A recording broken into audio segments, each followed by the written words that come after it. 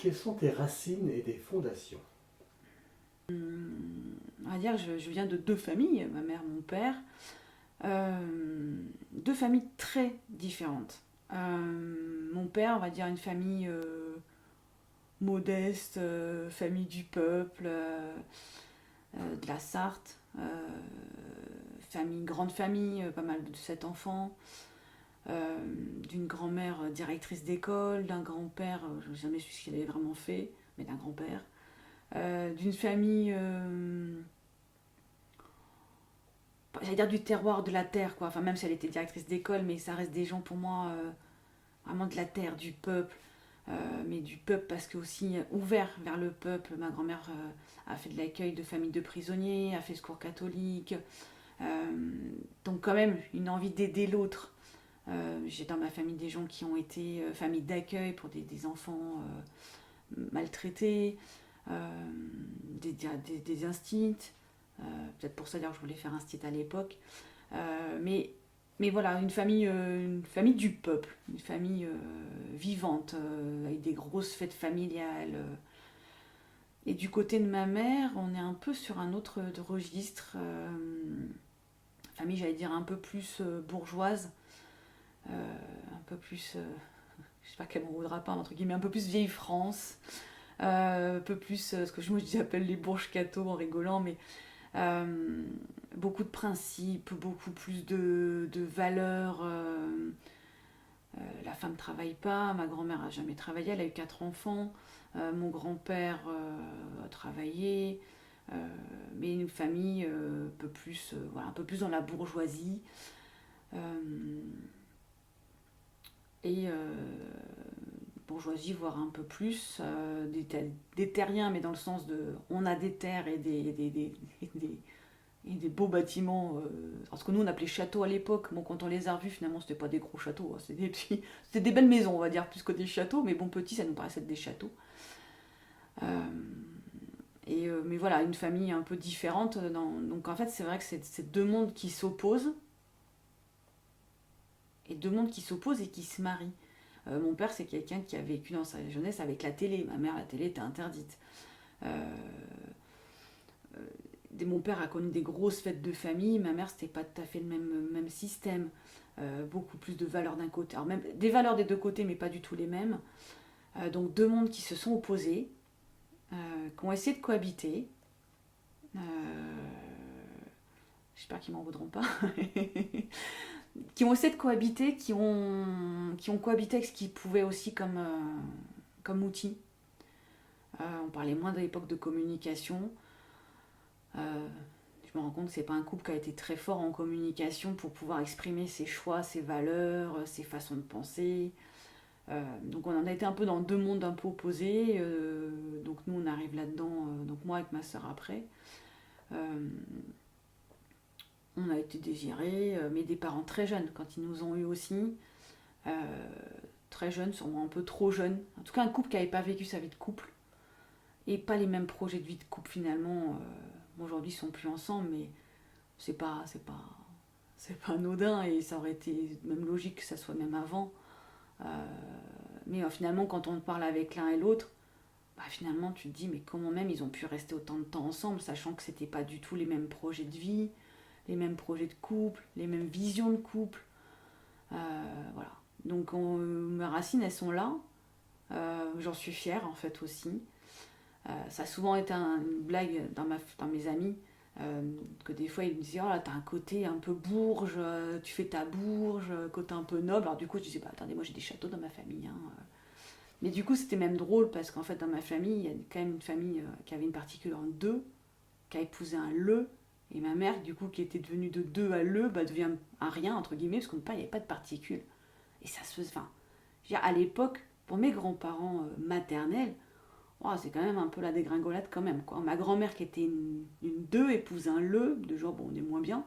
Et puis ma mère du coup un le bah, devient sans particules, quoi.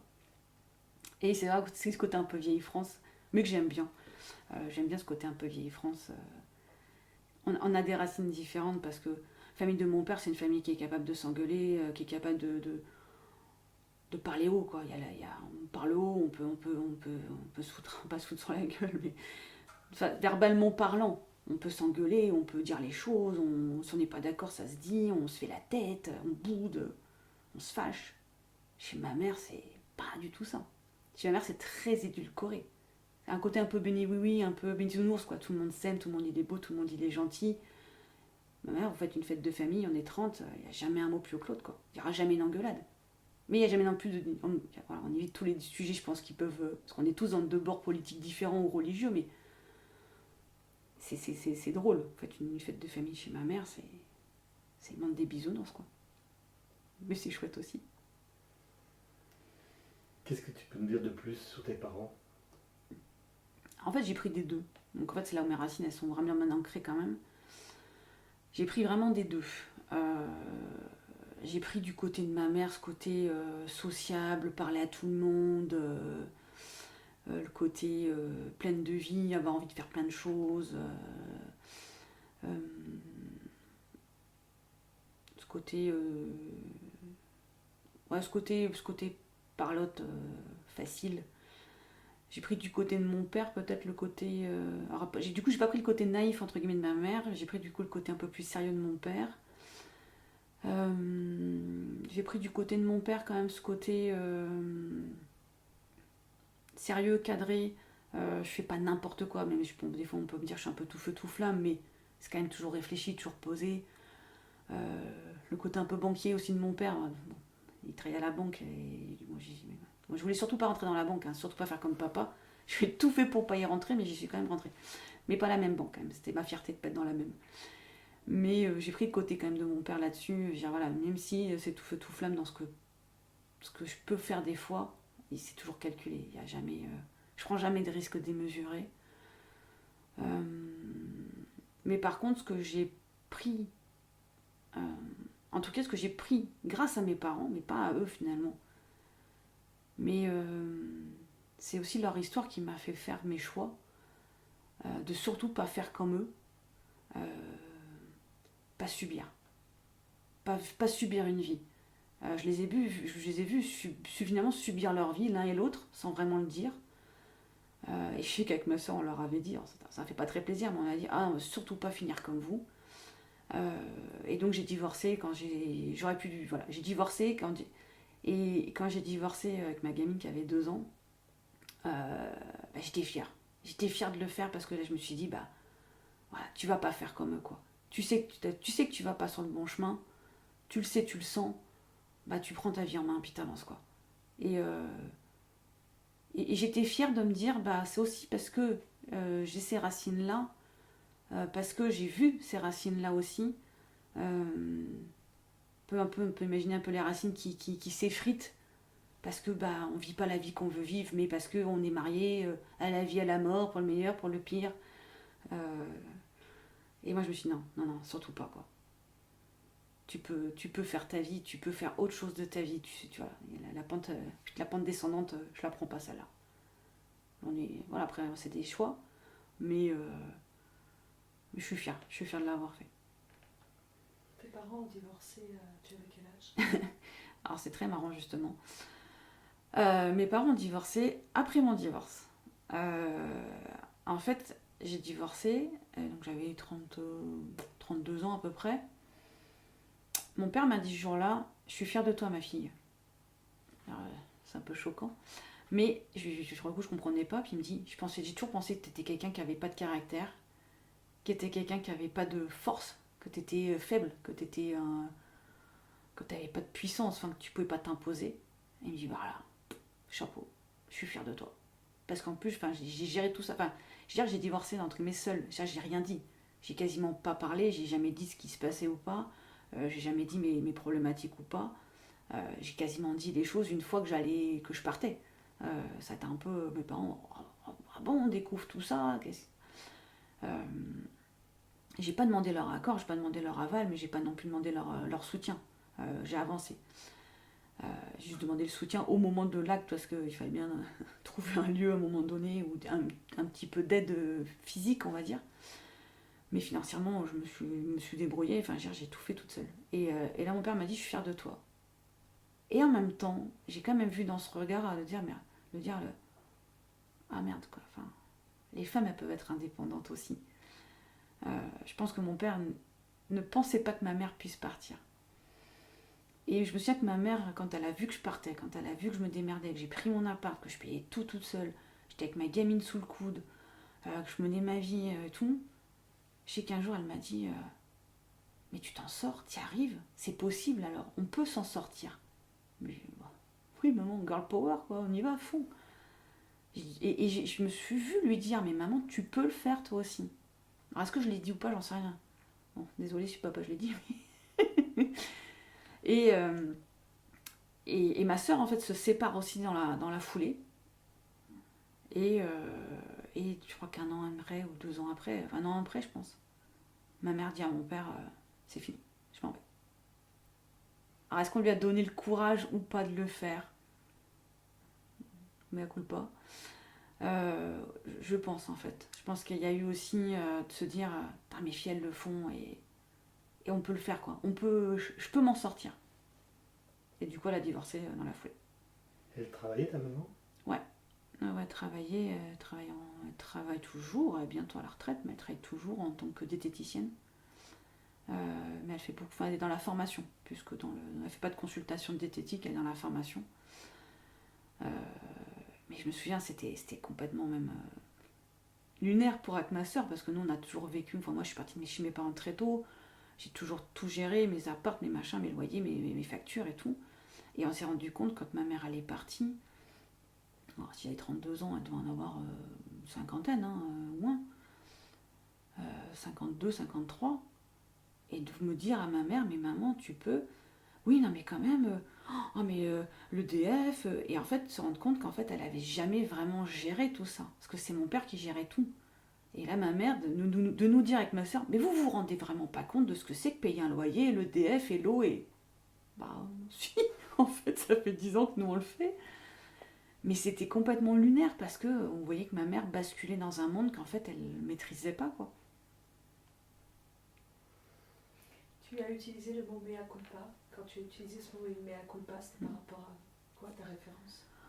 Bah mea culpa parce que je sais que mon père a pas supporté cette période de divorce et je pense qu'il la supporte toujours pas. Il n'a toujours pas digéré ce problème là. Pour lui, alors c'était ses valeurs, hein, après elles sont ce qu'elles sont. Pour lui, voilà, c'était à la vie, à la mort. On reste même si on s'aime pas, c'est pas grave, il faut rester. Alors je suis restée pour les filles, puis après je suis restée parce qu'il fallait rester, parce que je me suis mariée, j'ai signé un contrat, on ne dénonce pas un contrat entre guillemets. Voilà, ce sont ses valeurs. Mais à coup pas parce que peut-être qu'il s'est jamais rendu compte que oui, c'était pas un couple qui devait vivre, c'était pas un couple qui devait rester ensemble et c'est vrai qu'en tout cas personnellement j'ai jamais rien fait pour que mes parents j'avais 15 ans aussi à l'époque, à 15 ans je disais à ma mère maman divorce quoi, si t'es pas heureuse bah tu te divorces, t'inquiète pas on sera là, sans mesurer à 15 ans on mesure pas tout. Mais je me souviens d'avoir regardé des films génial, mes parents divorcent, ces trucs comme ça. Et je disais à ma mère, mais t'inquiète, on est là. Ça, je mesurais rien hein, financièrement parlant ou quoi que ce soit, mais je voyais que mes parents étaient pas heureux, mais l'un et l'autre en fait. Mais pour moi, ils auraient. Je l'ai dit à mon père il n'y a pas très longtemps. C'est un couple qui aurait même jamais dû rester ensemble. Mais jamais dû être ensemble en fait. S'ils avaient vraiment été honnêtes entre guillemets l'un envers l'autre, il y a eu tellement de projections que c'est plus un couple par projection qu'un couple réel en fait. Mais à le couple pas parce que oui. Parce que voilà, c'est vrai que je pense que pour mon père, si jamais il entendait ça, c'est pas forcément agréable de s'entendre dire ça, mais en même temps il le sait, je l'ai déjà dit. Et pourtant, tout à l'heure tu me disais que dans la famille de ta maman, il y avait un problème de communication où on ne se disait pas forcément les choses, même si on les pensait, on évitait les sujets qui fâchent. Et après, tu me dis que ta mère est plutôt une communicante, qu'elle aime socialiser, etc. Et de ton père qui vient du terrien, c'est lui le banquier. On dirait presque, enfin, c'est une question que je pose. Est-ce qu'ils ne se sont pas élevés l'un et l'autre? Quand je dis élevé, c'est dans les deux sens. Hein. Ah C'est oui, pas oui. éduqué. Oui, Ils ont en fait, appris mon à- père a ouvert ma mère. Mon père, en fait, a ouvert ma mère au monde. Elle a découvert la télé, elle a découvert le cinéma, elle a découvert les sorties, elle a découvert les voyages. Ma mère, je pense. Ils se sont rencontrés très jeunes, hein, ils avaient 15-16 ans hein, de mémoire quand ils se sont rencontrés. Peut-être même plus, je pense même pas plus jeune, je pense pas. Mon père a ouvert ma mère au monde, ça c'est sûr. Euh, il lui a permis de s'émanciper, il lui a permis de sortir aussi peut-être de ce cadre un peu trop familial, bourgeois entre guillemets. Ma mère a permis à mon père, qui était le septième de 7 enfants, de prendre une place d'homme, euh, de prendre une vraie place d'homme. Donc ils se sont vraiment émancipés au démarrage. Alors, le problème, c'est qu'en fait, ma mère a continué à s'émanciper. Beaucoup. Trop, au goût de mon père, je pense. Et en fait, il faut savoir, c'est que mon père était banquier, mais banquier à l'époque dans une banque nationale, enfin même internationale, mais une banque où tous les 4 ans on déménageait. Donc tous les 4 ans, ma mère devait changer, en tout cas de métier, ou de boulot, ou de lieu de vie. Crise ou pas de la quarantaine, ou ras-le-bol de déménager, de changer de boulot, elle décide à 35 ans, à peu près, de reprendre ses études et de changer. Donc elle était secrétaire médicale, elle fait des études de diététique. Et donc ma mère passe son BTS quand moi je passe mon brevet, à peu près. Donc elle reprend vraiment à la base, hein. Elle se retrouve à l'école avec des gamines de 18 ans. Enfin voilà, fierté totale pour ma mère à ce moment-là, parce que maman de 2 enfants, 2 ados, mon père était tout le temps absent la semaine à ce moment-là aussi. Donc on vit à 3, un peu en vase clos quand même à 3. Hein. Donc c'est aussi pour ça, je pense qu'à ce moment-là, avec ma soeur, on se disait, bah de toute façon, si le divorce, c'est limite ce qu'on vit, entre guillemets, aujourd'hui, quoi.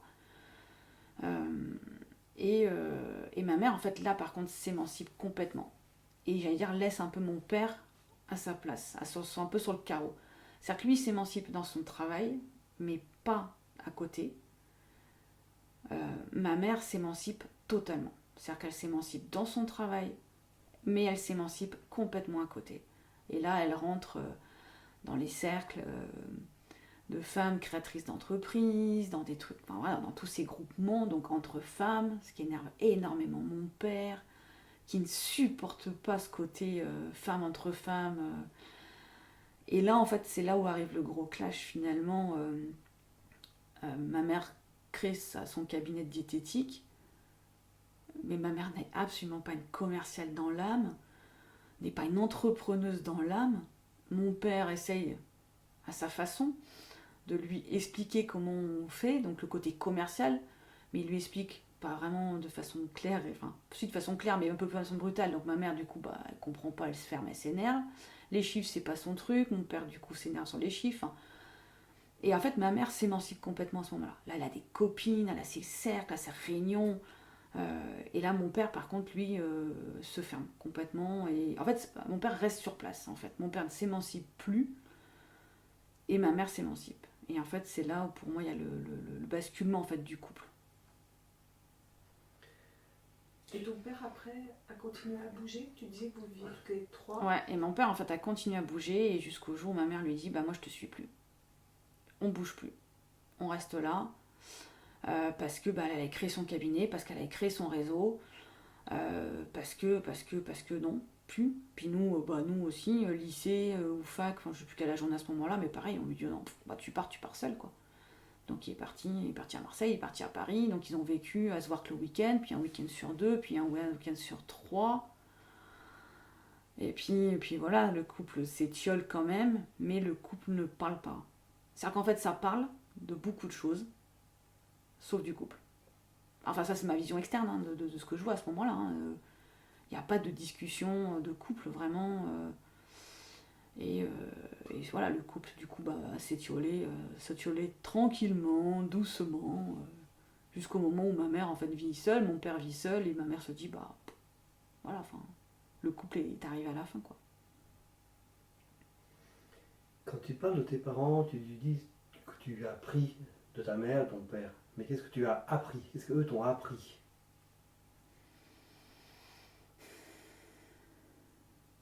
Qu'est-ce que mes parents m'ont appris? le sens de la famille. Les valeurs quand même, les valeurs qu'ils avaient, de famille ou pas. Ma mère nous a appris, mais j'allais dire presque sans le faire exprès, finalement, cette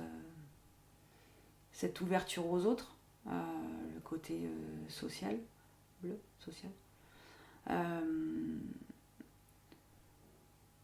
Le côté droiture quand même aussi, le côté respect de l'autre, côté respect. Mon père nous a beaucoup appris le côté. Alors lui, il travaille dans la banque, mais alors, c'est pareil, ce côté un peu par contre banque à l'ancienne, c'est le côté on respecte son employeur, on respecte la hiérarchie, mais une envie de carriériste quand même.